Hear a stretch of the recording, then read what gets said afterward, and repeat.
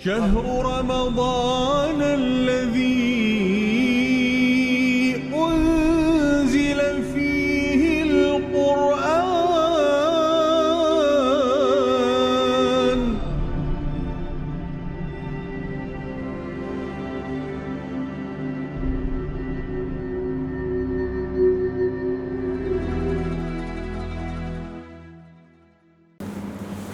أعوذ بالله من الشيطان الرجيم. بسم الله الرحمن الرحيم.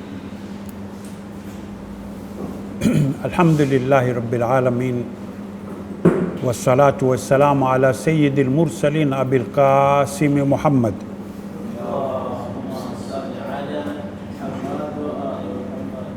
وآله الطيبين الطاهرين وصحابته المنتجبين ومن تبعهم بإحسان إلى يوم الدين. أما بعد، فقد قال الله سبحانه وتعالى: بسم الله الرحمن الرحيم. ومن الناس من يعجبك قوله في الحياة الدنيا ويشهد الله على ما في قلبه وهو ألد الخصام وإذا تولى سعى في الأرض ليفسد فيها ويهلك الحرث والنسل والله لا يحب الفساد.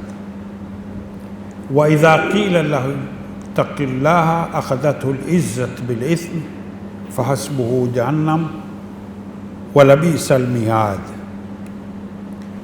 ومن الناس من يشري نفسه ابتغاء مرضات الله والله رؤوف بالعباد.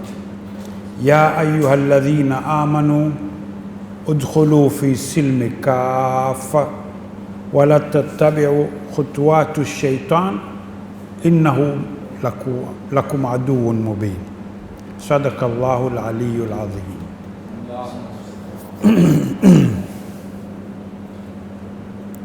Tonight's lecture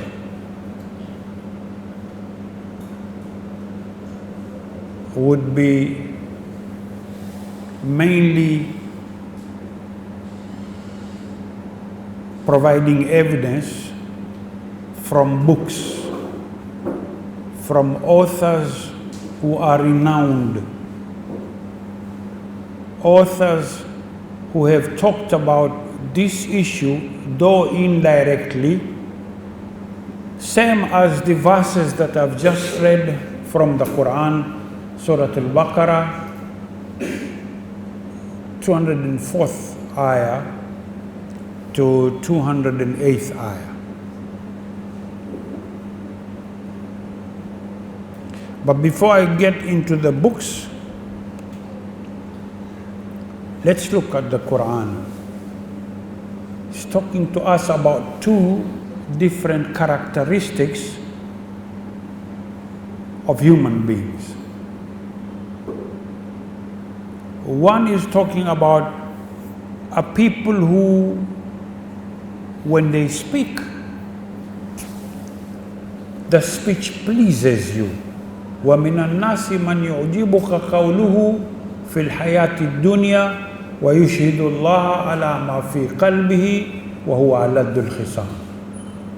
And of the people is he whose speech pleases you in worldly life, and he calls Allah to witness as to what is in his heart, yet he is the fiercest of opponents.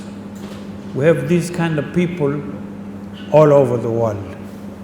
People who talk sweet, but they are very evil. Allah goes on to tell the Prophet that وَإِذَا تَوَلَّى سَعَى فِي الْأَرْضِ, and of the people is he whose speech pleases you, but now he goes on deeper.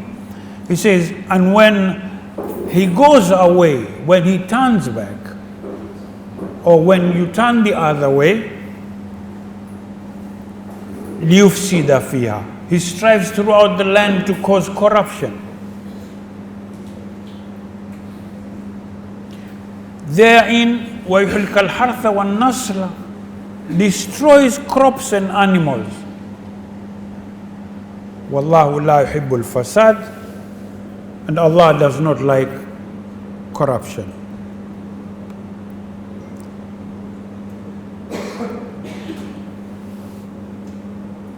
وَإِذَا قِيلَ لَهُ اتَّقِ اللَّهَ, and when it is said to him, be conscious of Allah, don't do corruption, don't tell lies, don't call Allah to witness over what you are saying against what is in your heart. أخذته العزة بالإثم. Pride in the sin takes hold of him. فحسبه جهنم, sufficient for him is hellfire. وَلَبِئْسَ الْمِهَادِ, how wretched is the resting place for such people. But then Allah goes further and talks about the other kind of person. Says, وَمِنَ النَّاسِ مَنْ يَشْرِي نَفْسَهُ ابْتِغَاءَ مَرْضَاتِ اللَّهِ, and of the people is he who sells himself, seeking means to the approval of Allah. Wallahu ra'ufun bil ibad, and Allah is kind to his servants. Now, these two kinds of characteristics exist on earth all life through. Some kind of hypocrites and people who don't believe in Allah, who are not conscious of Allah, and there are those who totally believe and surrender to the will of Allah. The subject is globalization and its effect on society.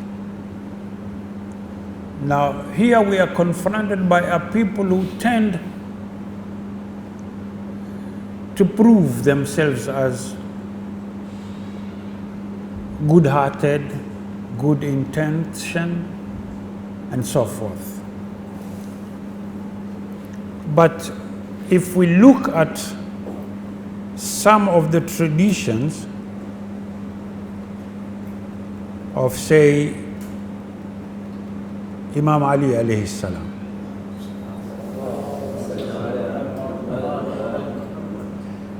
Imam Ali alayhi salam once said to his son Imam Hassan alayhi salam, my son, learn 4 things from me, and through them you will learn 4 more.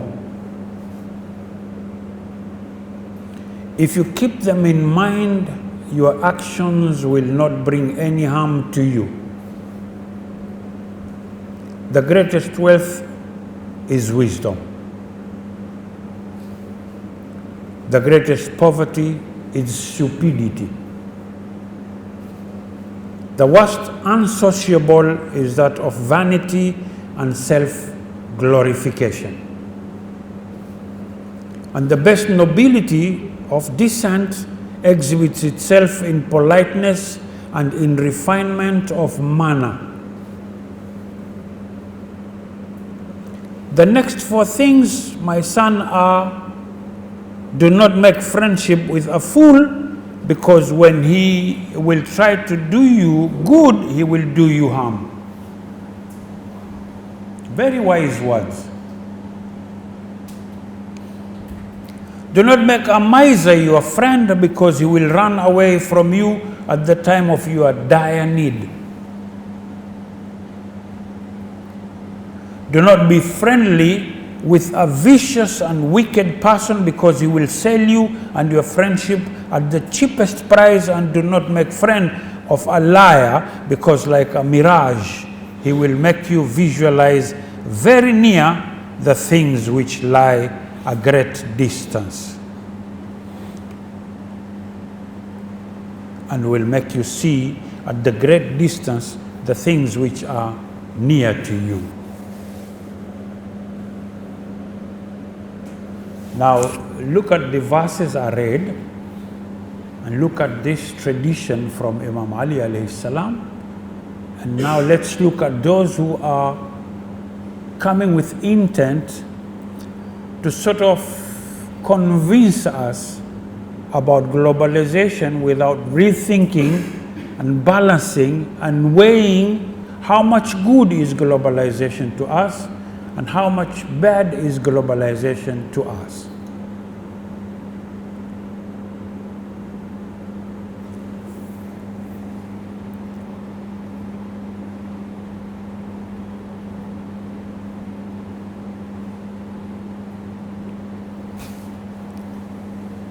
Let me put you back to something I've been mentioning during my lectures here, the doctrine of discovery. I don't know if some of you have gone through the internet and checked the doctrine of discovery. As tonight, I want to use one of the two books I'd use for this lecture to just quote and let you digest and exhaust on the issue for us to move on as from tomorrow, inshallah, if Allah wills. The first one is by two authors. One is known as Robert J. Miller and Olivia Stitz, S-T-I-T-Z. It's called The International Law of Colonialism in East Africa.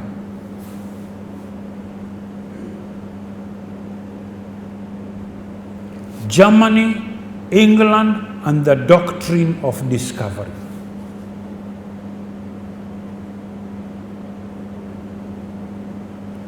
Now, maybe a question is going on in your heads, like, okay, what has this got to do with the lectures? Well, it has everything to do with the lectures. Because the same people who are doing this are the same people who are trying to globalize us.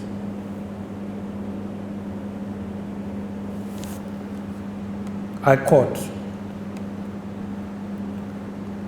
"The non-European, non-Christian world was colonized under international law that is known today as the Doctrine of Discovery.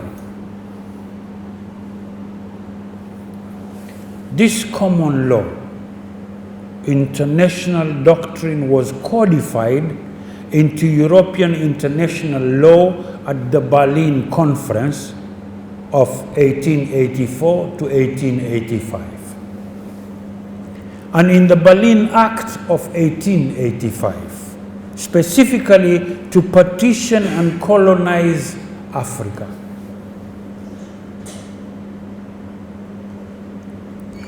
Thirteen European countries and the United States attended the 4-month conference, which ended with 13 countries signing the Berlin Act.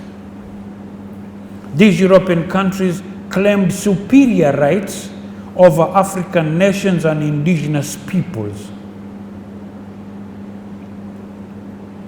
European explorers planted crosses, signed hundreds of treaties,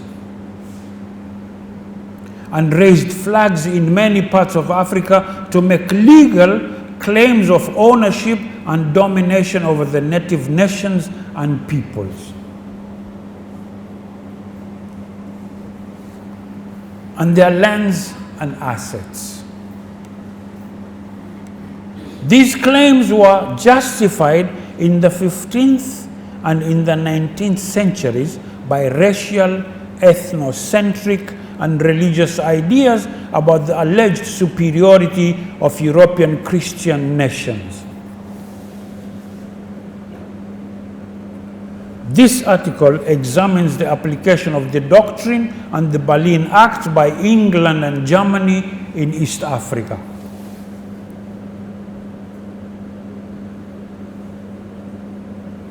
Which now comprises Kenya, Uganda, and Tanzania.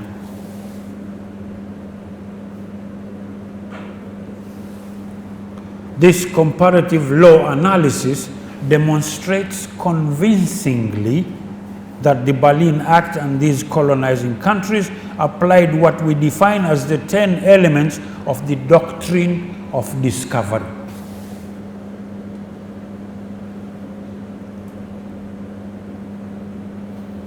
These elements had been developed and refined by European legal and political systems since the mid-1400s.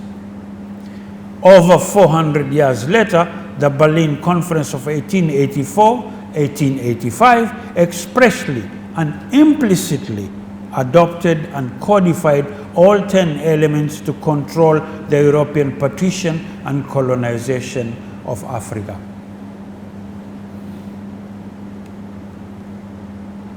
Germany and England used this international law to colonize East Africa.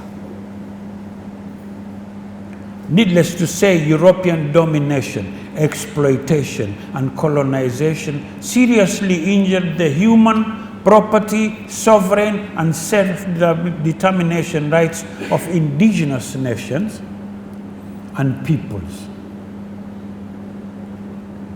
The effects of colonization are still felt today. The comparative legal analysis set out in this article sheds light on how law affected and directed African colonization. It also develops a better understanding of the international law of colonialism as well as its historical process and impacts. End of quote.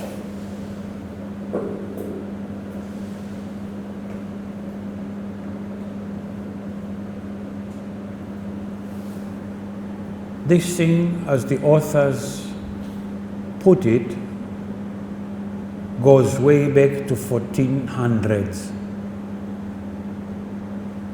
And we talked about the doctrine of discovery, starting with the King of Portugal and King of Spain being given the papal bull consent to go and attack these places, Christianize whoever they find in there. If not, then they have every right to kill them. What am I trying to say?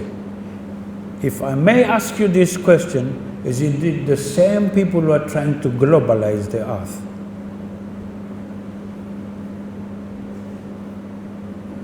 Where does my question come in? Why now? Did globalization come during the 20th century or during the 15th century? Or, to make it worse, weren't we globalized ever since the first century AD?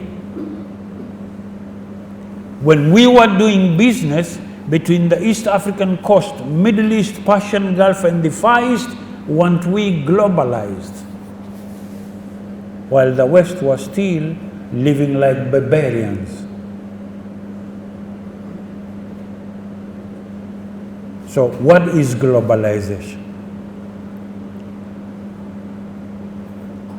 Is it westernization? Is it colonization?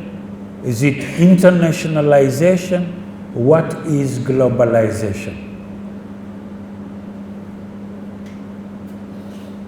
That's why I started by the verses that go Bismillahir Rahmanir Rahim wa minan nasi man yu'jibuka qawluhu fil hayati dunya wa yushhidu Allah ala ma fi qalbihi wa huwa aladdul khisam. This is what they are all about. Wa idha tawalla sa'a fil ard liyufsida fiha wa yuhlika al-hartha wan nasr wallahu la yuhibbul fasad.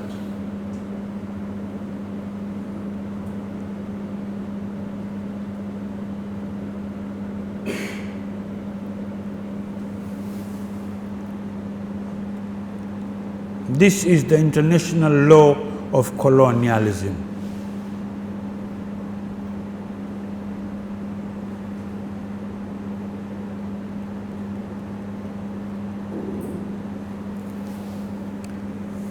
In their introduction to this write-up,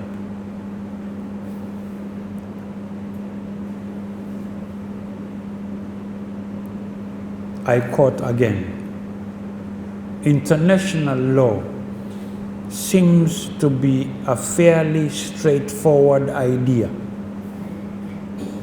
It is comprised of the principles, policies, treaties, and rules that nations agree to and are expected to follow in their relations with other nation states. The international law that European nations started developing in the 15th century for colonizing the non-European, non-Christian world is known today as the Doctrine of Discovery. The doctrine is one of the oldest examples of international law.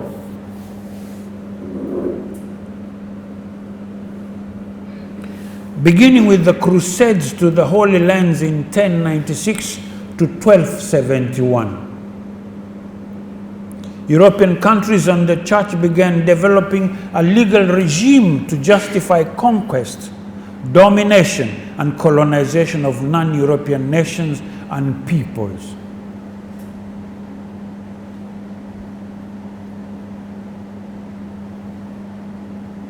You remember I talked to you about the Portuguese invading this area, and I promised you that I'd use authentic evidence to prove to you of their intention. It was not discovery, it was not exploration. There's a book I mentioned to you known as the Portuguese period in East Africa. I said it was written by a guy known as Justus Strandes. Let me quote a page. It's on page 48 of the book.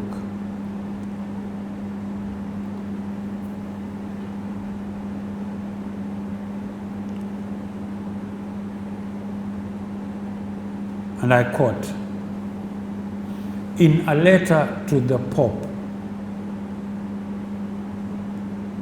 the King of Portugal expressed his conviction that he was only behaving as a true son of the church when he did as much damage to the Muslim as possible. With this in mind, he even hoped to penetrate into the Red Sea and destroy Mecca, the abominated town of the false prophet.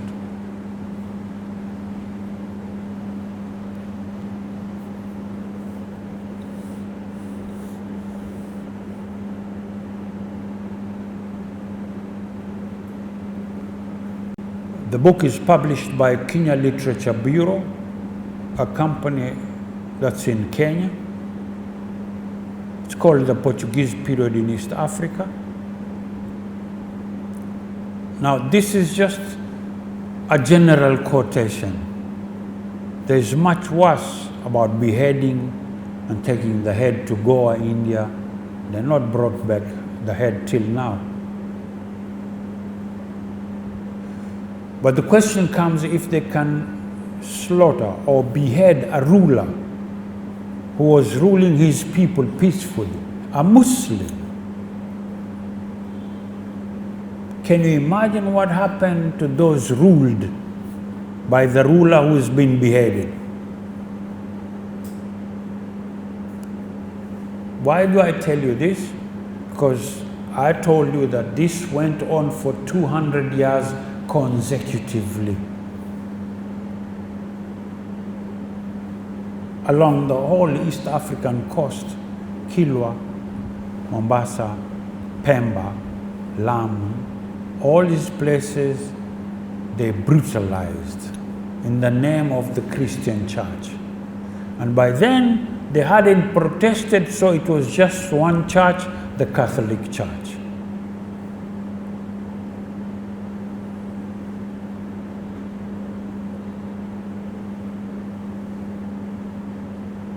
My question now comes into you.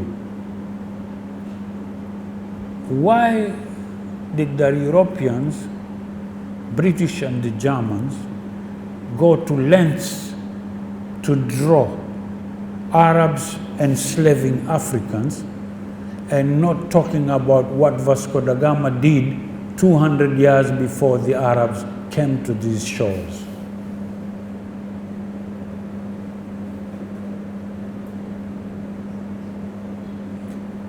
Which was greater brutality between what some, not all, some of the Arabs did in liaison, in collaboration with some African chiefs, in comparison to what Vasco da Gama did without collaboration with any African chief, but only a part of the coastal area of Mombasa, that is Malindi, who are their good friends. Now, if globalization is development in terms of technology, commerce, or finance, industry, science, whatever, when Vasco da Gama could not find his way to India, he was provided a pilot from Malindi in Kenya, before it became Kenya, who took him to India.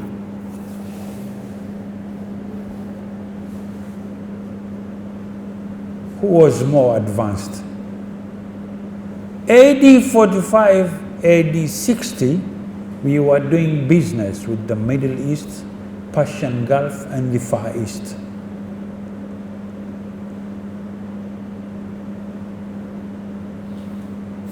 Seventh century, 8th century, Islam arrived along the shores before Islam was sent to Medina. 10th century, Hassan bin Ali from Persia comes down and settles at Kilwa. 975 AD. Did we have any Europeans around here?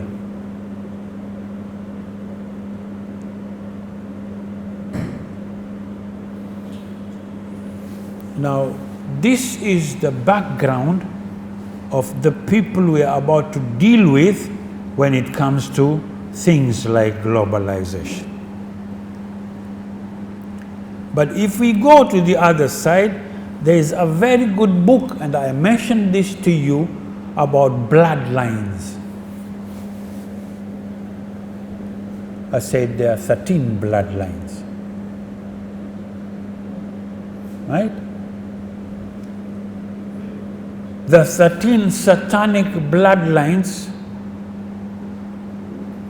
is a book that most of you who are interested in reading must find and have and read. This is the second book I'd like to quote from.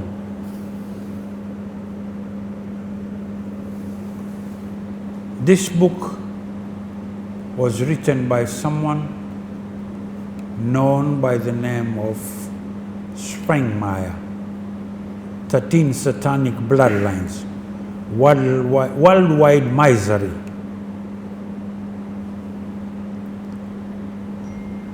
The author, Fritz, F-R-I-T-Z, Fritz Springmeyer.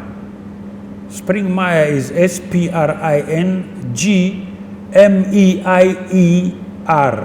Springmeyer.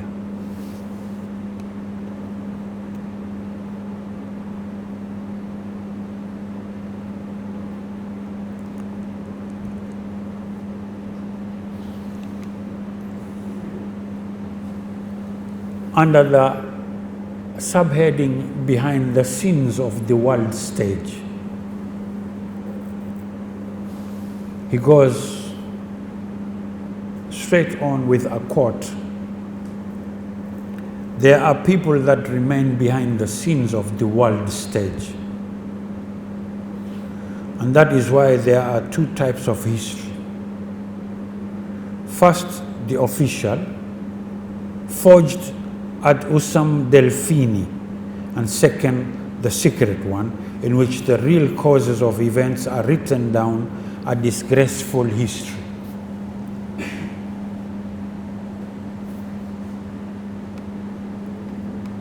Now he goes on to tell, after the collapse of European communism and the end of the Cold War, there was a moment when many people thought peace had never been closer. That, however, was an idle hope. The worldwide crises have not disappeared. The world has never known as many conflicts, refugees, and displaced persons before. From refined plots, new revolutions, wars, financial crises, and political disasters develop. It seems like humanity is kept in a continuous state of agitation, instability, and fear. Fear and depression form part of everyday life. And everywhere people feel discouraged and down because of social, spiritual, physical, and emotional problems. Our society has grown more harsh and ruthless every day. Children are becoming more aggressive and have no respect for adults. Famines, in brackets, every day more than 50,000 children die. Increasing criminal activities, illegal drug dealing that ruins the lives of millions of people, terrorism, unemployment, climatic changes, corrupt world leaders, continuous wars, and the increase of diseases such as AIDS and avian influenza, bird flu, all contribute to at least one notion that many people agree on: mankind needs another world. These are not my words, I'm just quoting. That's why I said today I'll quote from 2 books. I don't know these people, they don't know me. But I agree with what they're saying. Vis-a-vis the issue, the subject, the topic we are discussing in our lectures every night for the 15 days of Ramadan.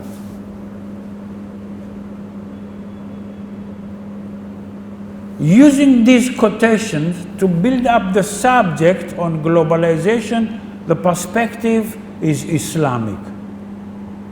So Islam tells us that وَمِنَ النَّاسِ مَنْ يُعْجِبُكَ قَوْلُهُ فِي الْحَيَاةِ الدُّنْيَا وَيُشْهِدُ اللَّهَ عَلَى مَا فِي قَلْبِهِ وَهُوَ أَلَدُّ الْخِصَامِ. It looks like the same people we are dealing with on the subject of globalization fit in very well with the verses that we are reading.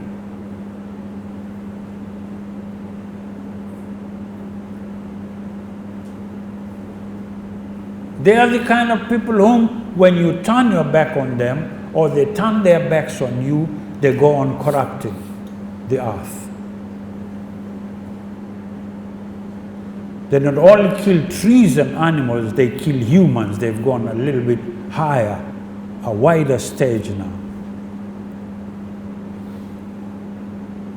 And remember, I always mention to you about the silent weapons for quiet wars. No more sounds. To some other people, you don't hit them with bullets, give them sweets, lollipops, and let them go die there. Cancer, diabetes, pressure, hypertension.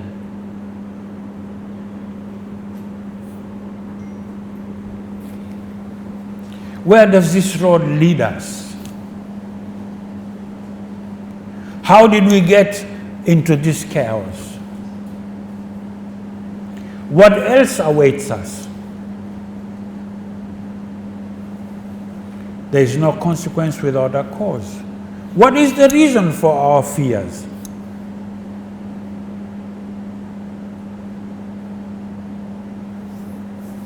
Of course, there are a lot of self-centered and heartless people, but they are not the main offenders.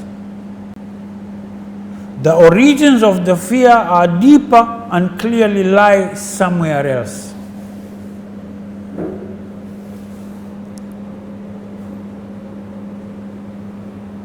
I'm still quoting, we are raised by tradition to trust our governments and are convinced that they care about us. This, however, is a big mistake. Below the surface of official politics lies a complicated social and intellectual process that is taking place.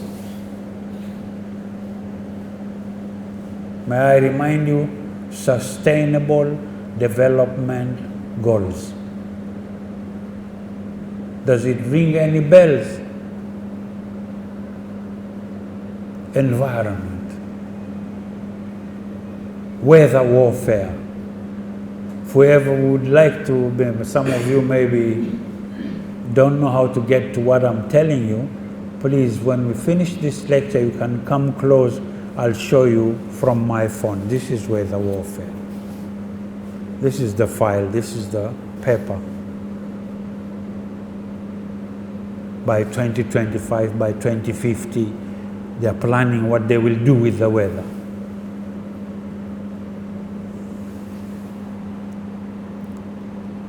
Famous Victorian statesman Benjamin Disraeli once alleged, the world is governed by very different personages from what is imagined by those who are not behind the scenes. Edward Barney, a nephew of Sigmund Freud, claimed in his book Propaganda, and I have this book, Propaganda. He says, and I quote, "We are governed, our minds are molded, our tastes formed, our ideas suggested largely by men that we have never heard of. In almost every act of our daily lives, whether in the sphere of politics or business, in our social conduct or ethical thinking, we are dominated by this relatively small number of persons."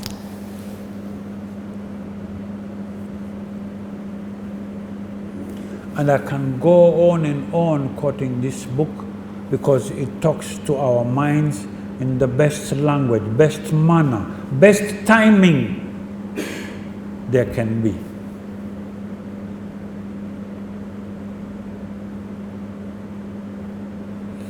I'm doing this in this lecture simply because I want to convince those listening to me today and those who would ever come across this video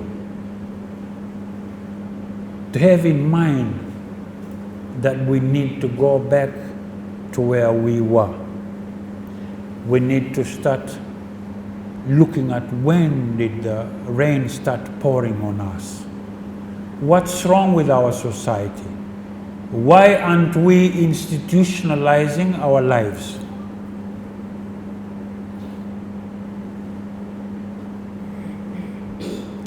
When we talk about globalization and its effect on society, look at the gap, the generational gap between our age mates and the younger generation. Look at the subculture that's gotten into our families, into our societies. Who can bridge this gap?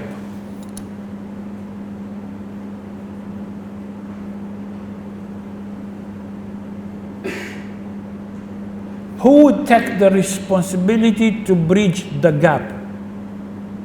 Some of us have been addicted to the same subculture. We reach home and we go for our phones. And here we are. We don't talk. We're like cyborgs. We are like robots. It's like artificial intelligence has gotten into us. They've fought our minds and hearts, and they've gotten hold of us. How can we come out of this? Who's going to take out of this? What are our mosques doing about this? Is talking enough? Can lectures do what we are supposed to do? Or do we need to sit and talk and look at which way forward? Don't we feel like we have to digest on these issues, do further research on these issues, and come up with ideas, have think tanks, brainstorm, and see what can be done for our society to be on a better stage than where we are right now? Because when globalization gets into us in the whole, then we are done. It's finished. They talk to us sweet because they talk to us about economy. They talk about monetary values. They talk about technology, artificial intelligence, and where we can be with technology, which is not wrong. But are we ready for it? Because they can misuse it on us. I told you, we can be doctors, we can operate while you are in Kigoma, you operate someone who is in Tabora, but they didn't tell us about if someone hacks that machine, the sick person is dead. They've talked to us of how good driverless cars would be, but they didn't tell us that if someone hacks the car, you are dead.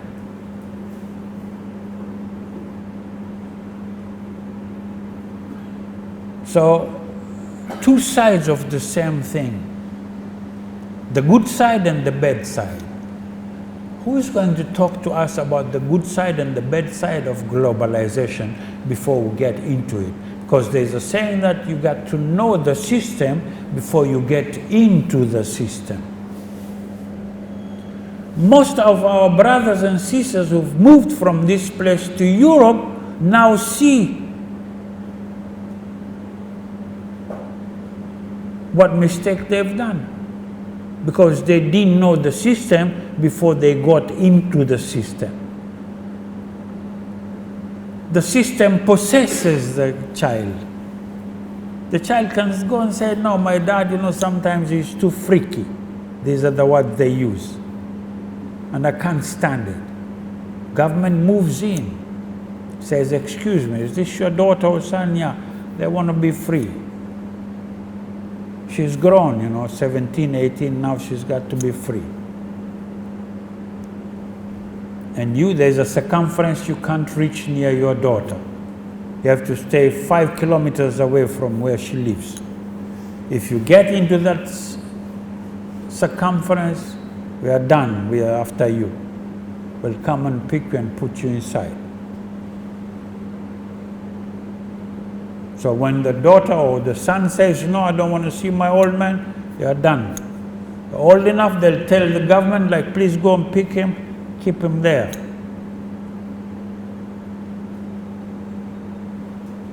And that's done because it's the welfare. When you went in, they used to give you cash for free. You didn't have no job. You didn't know what entails this cash.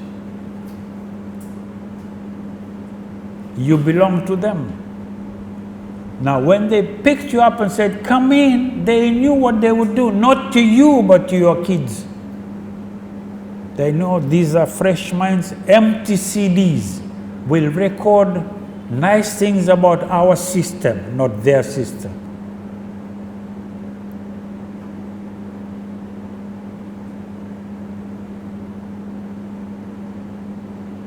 You think, no, but my kid goes to the masjid, he does salah, he fasts, he goes to umrah, he goes to Hajj. Yeah, but the European way, not the Islamic way. Goes with a nice cut, Sometimes he has earrings and then he just puts them off in Makkah.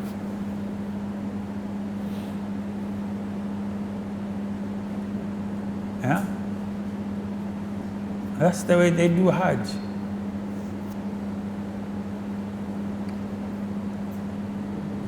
Do Hajj with headphones. Sometimes you might be saying, astaghfirullah, astaghfirullah, astaghfirullah, but he's listening to movies or nice beats up here. And then he has astaghfirullah, astaghfirullah, because there's an assumption of how he looks at Allah. He sees him the European way, not like you, the father or the grandpa. Or if he's blessed, if we might say, quote unquote blessed, he might be an extremist who sees you as a kuffar.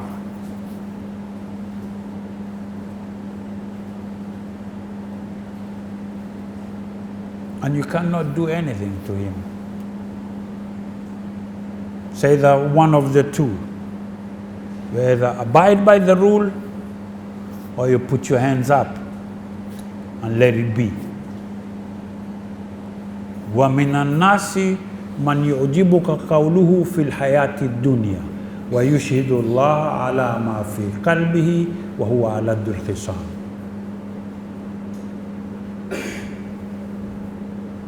وَإِذَا تَوَلَّى سَعَى فِي الْأَرْضِ لِيُفْسِدَ فِيهَا وَيُهْلِكَ الْحَرْثَ وَالنَّسْلَ وَاللَّهُ لَا يُحِبُّ الْفَسَادَ. وإذا قيل له اتق الله أخذته العزة بالإثم فحسبه جهنم ولبئس المهاد. ومن الناس من يشري نفسه ابتغاء مرضات الله والله رؤوف بالعباد. يا أيها الذين آمنوا ادخلوا في السلم كافة ولا تتبعوا خطوات الشيطان إنهم لكم عدو مبين. Let me stop here. My time is up. But we'll go on with this topic tomorrow, inshallah, Allah willing. And we'll expound on it deeper, a little bit further. And see, after looking at the two sides, after seeing where globalization came from, after understanding that this was the main gameplay, the Germans and the British took over from the Portuguese and the Spanish, especially on the East African coast. Now, what are we supposed to take as a stand vis-a-vis globalization from an Islamic perspective? Assalamu alaikum wa rahmatullahi wa barakatuh.